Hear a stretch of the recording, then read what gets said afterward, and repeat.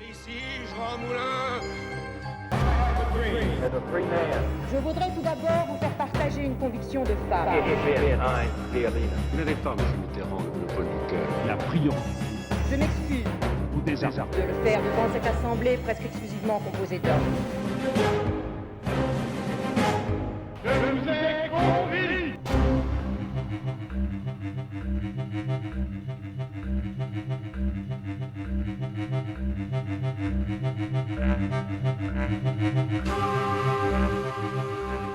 Bonjour à tous. Un grand moment de bravoure, de sang et de gloire, c'est ce que je me propose de vous raconter aujourd'hui avec le récit d'une grande bataille médiévale qui aurait pu changer le cours de l'histoire de France. Il s'agit de la bataille de Bouvines, qui s'est déroulée dans le nord de la France le 27 juillet 1214 entre Philippe Auguste, le roi de France, et une coalition de plusieurs princes et seigneurs, dont un empereur germanique.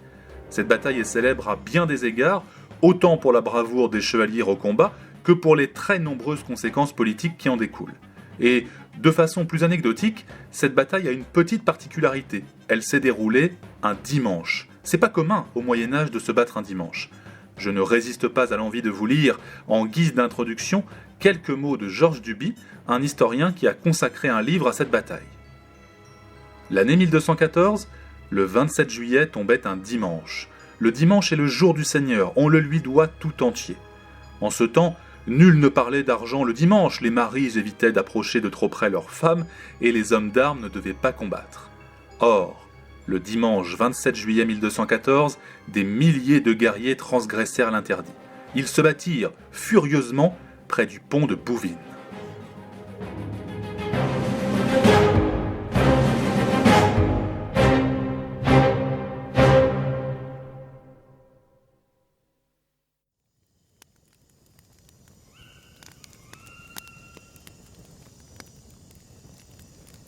Venez, approchez-vous. Je sais que vous êtes pressé d'entendre le bruit des armes et d'attaquer l'adversaire, je vous connais, mais il va falloir attendre un peu. Il faut que je vous explique pourquoi nous sommes là. Un dimanche de juillet 1214, dans des champs à peine moissonnés, à côté d'un petit pont assez banal, qui conduit vers le village de Bouvines. Vous vous souvenez qu'au XIIIe siècle, le royaume de France ne ressemble en rien à la France actuelle. Elle n'est pas unie, au contraire, elle est morcelée en une mosaïque de territoires plus ou moins grands, contrôlés par des seigneurs, les ducs et les comtes. Officiellement, tous ces seigneurs sont soumis à un homme, le roi. Mais la réalité est beaucoup plus complexe. Beaucoup de ces seigneurs, plus riches et plus puissants que le roi, ne lui obéissent pas vraiment. Pire, ils lui désobéissent. Parfois même, ils l'attaquent. En 1214, cela fait déjà plus de 2 siècles que les rois de France, de père en fils, inlassablement, tentent d'affirmer leur puissance souveraine sur tous ces seigneurs et de reconquérir leur territoire. Les rois, même s'ils sont choisis par Dieu, ce sont des hommes comme les autres, avec leurs défauts et leurs qualités. Certains rois de France se montrent efficaces, intelligents, courageux et parviennent à conquérir de nombreux territoires. D'autres, plus faibles, mettent quelques semaines à perdre ce que d'autres avaient mis des années à conquérir. Mais depuis 1180, un roi est à la tête du royaume, Philippe II, que l'on va bientôt surnommer Auguste, comme les empereurs romains. Ça en dit déjà long sur le personnage.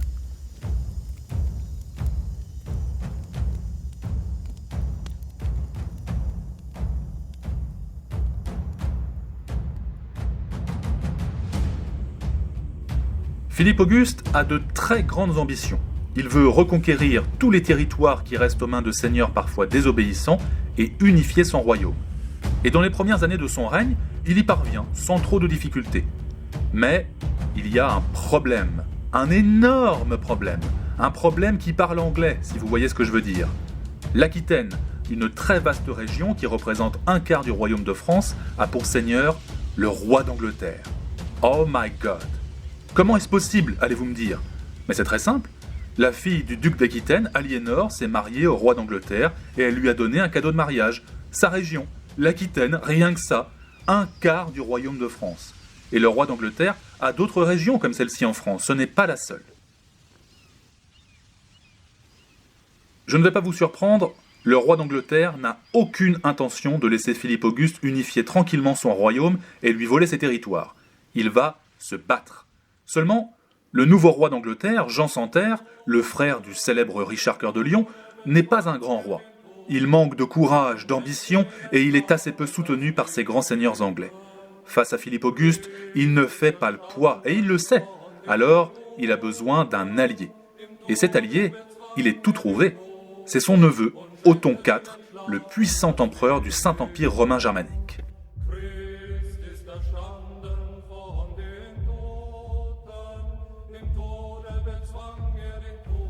La stratégie des deux alliés est simple, attaquer Philippe Auguste au nord et au sud en même temps, pour diviser ses forces, prendre le contrôle de Paris, la capitale, et donc de tout le royaume de France. Jean Santerre, le roi d'Angleterre, attaquera à côté de La Rochelle, en Aquitaine, tandis que Othon, l'empereur germanique, ou allemand si vous préférez, attaquera dans le nord. Sur le papier, c'est un plan parfait. Seulement, Philippe Auguste est intelligent, il est malin. Il ordonne à son fils de protéger le sud des attaques anglaises, et je vous l'ai dit tout à l'heure, Jean Santerre, le roi d'Angleterre, lui, n'est pas très courageux. Devant la résistance française et des centaines de morts anglais, il décide de fuir. De fuir! Il rembarque ses hommes et retourne en Angleterre, loser! Et ça arrange bien Philippe Auguste, qui va pouvoir concentrer désormais toutes ses forces dans le nord contre un seul adversaire. En infériorité numérique face à l'imposante coalition rassemblée par l'empereur germanique, Philippe Auguste continue de ruser. Il fait reculer son armée vers un endroit où le combat sera compliqué, un lieu étroit, une petite plaine entourée d'étangs et de forêts dans lesquels il est impossible naturellement de se battre. Un lieu perdu, à côté d'un pont qui mène au village de Bouvines.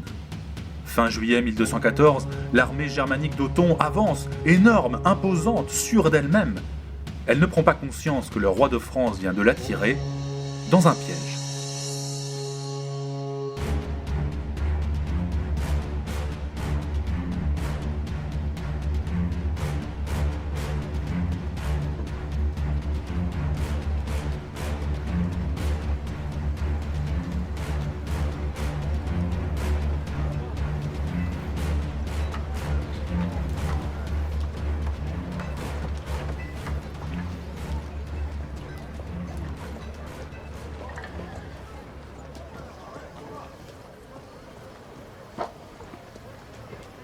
Bouvines, dimanche 27 juillet 1214. On y est. Et autant vous le dire tout de suite, les armées françaises ne sont pas favorites du tout. C'est même plutôt le contraire. Autour du feu de camp, près de la tente où se repose Philippe Auguste avant la bataille, les chevaliers français sont inquiets. Il paraît que les chevaliers flamands, saxons et allemands sont 3 fois supérieurs en nombre. Ils vont nous massacrer. J'ai entendu dire que de grands seigneurs du royaume de France se sont alliés aux Allemands. Quelle honte! Les traîtres! Il a raison, ce chevalier inquiet. L'armée réunie autour d'Othon est au moins 3 fois plus nombreuse que celle des Français. Et il y a bien des seigneurs français qui se sont alliés aux Allemands. Ajoutez à cela des chevaliers flamands, des archers anglais, une infanterie saxonne, ça commence à faire du monde. Côté français, il va falloir compter sur de fidèles chevaliers, venus de Champagne, de Bourgogne, de Montmorency ou de Melun, mais aussi, et ça c'est assez intéressant, de milices communales, c'est-à-dire d'hommes qui ne sont pas des seigneurs ni des professionnels de la guerre. Ils sont environ 5000 à rejoindre les chevaliers français. Tout est en place, la bataille va pouvoir commencer. Du côté français, l'enjeu est énorme. Sauver le territoire royal, sauver la France. Du côté allemand, l'objectif est plus rationnel dans un premier temps. Il faut d'abord tuer Philippe Auguste par tous les moyens. L'armée germanique s'avance, elle est sûre de pouvoir anéantir une armée en fuite qui recule depuis 2 jours. Mais près du pont de Bouvines, ce qu'elle trouve, c'est une armée française en ordre de bataille, avec au centre le roi lui-même, Philippe Auguste, en armure, prêt à combattre. Il est midi, la chaleur est écrasante. On va se battre un dimanche, c'est interdit par l'Église, personne ne veut attaquer le premier. Tout à coup, quelqu'un s'écrie « Mort aux Français !» La bataille s'engage.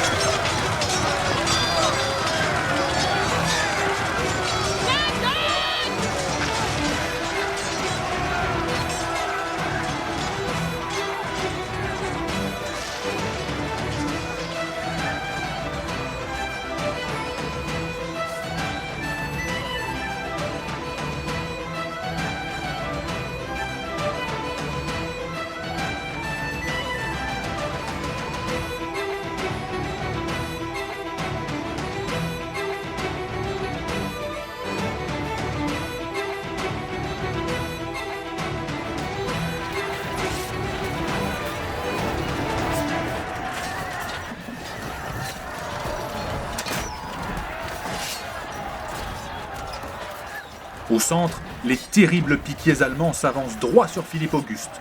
Leur but, détruire grâce à leurs longues piques toute la défense de cavalerie française et par la même occasion, tuer le roi. Les milices françaises résistent mal, elles ne sont pas préparées à encaisser un tel choc. Sur le flanc gauche, les chevaliers des Flandres se battent férocement aux côtés des Allemands. Ils sont en position de force quand tout à coup, une horde de chevaliers français se lance sur eux, imparables, avec une violence incontrôlée. C'est un énorme carnage. Les chevaliers mettent en pièces tout ce qu'ils trouvent sur leur passage. Les lignes ennemies sont percées, les Flamands gisent au sol, piétinés par les chevaux. Toute l'aile gauche s'effondre. Les soldats de l'empereur sont désorganisés, certains courent dans tous les sens pour échapper aux chevaliers français qui brisent les crânes avec leurs épées. Au même moment, sur le flanc droit, c'est le contraire qui est en train de se produire. Les Allemands, soutenus par les archers anglais, sont sur le point de repousser les Français.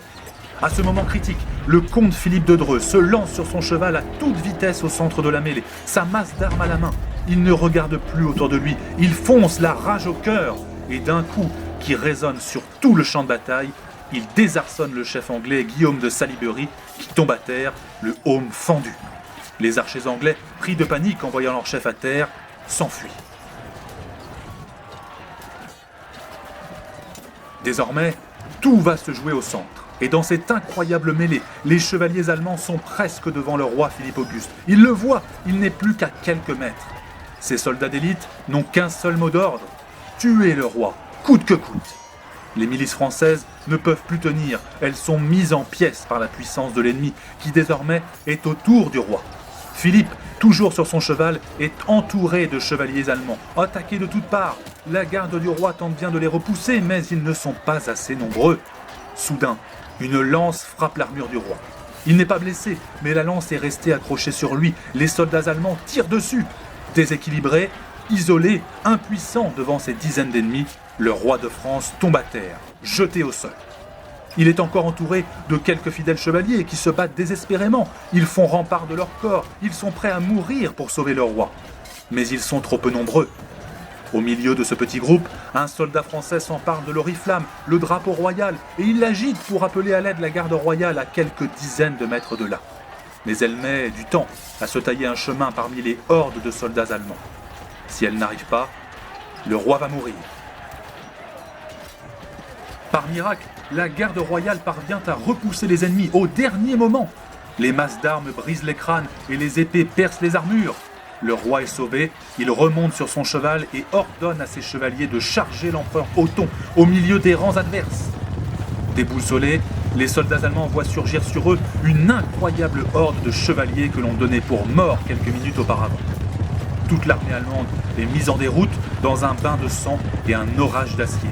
Le roi Philippe lui-même charge l'ennemi, il veut tuer Othon.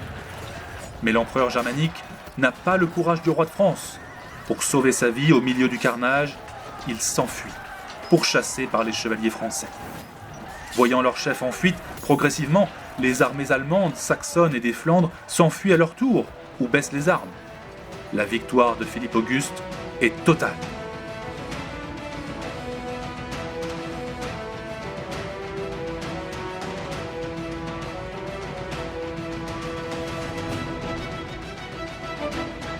Le roi de France, Philippe Auguste, peut triompher. Il vient de sauver son royaume. Et il a plusieurs prisonniers. Renaud de Damartin, le traître français qui avait choisi de combattre avec Othon, est prisonnier, mais il refuse encore de se soumettre au roi. En punition, Philippe confisque toutes ses terres au profit de la couronne. Le comte de Flandre, lui aussi, est ramené prisonnier à Paris. Il passera 15 longues années dans les prisons du château du Louvre. Et l'empereur Othon, qui avait pris la fuite, que lui est-il arrivé ? Eh bien, ce qui doit arriver au lâche qui fuit le champ de bataille. De retour devant ses seigneurs, il est dépossédé de ses titres d'empereur, il perd pratiquement tous ses territoires et termine sa vie seul dans un château de Saxe. Quand Philippe Auguste rentre dans Paris, la population lui fait un accueil triomphal. Sa puissance nouvelle, son courage pendant la bataille, lui offrent une position jusqu'alors inégalée pour un roi de France. Il a réussi à soumettre pratiquement tous les seigneurs de son royaume qui voient en lui un véritable chef à qui il faut obéir. La monarchie capétienne, renforcée, organise une dizaine de jours de festivités. Certains historiens y voient là d'ailleurs notre première grande fête nationale, bien avant le 14 juillet. Pour la première fois, tous les habitants du royaume se sentent français, unis derrière le roi. Alors je vous rassure, tout n'est pas aussi simple, et il faudra encore longtemps pour véritablement unifier le royaume de France, mais Bouvines reste une étape très importante. En cette fin de mois de juillet 1214, la France peut fêter tranquillement sa victoire.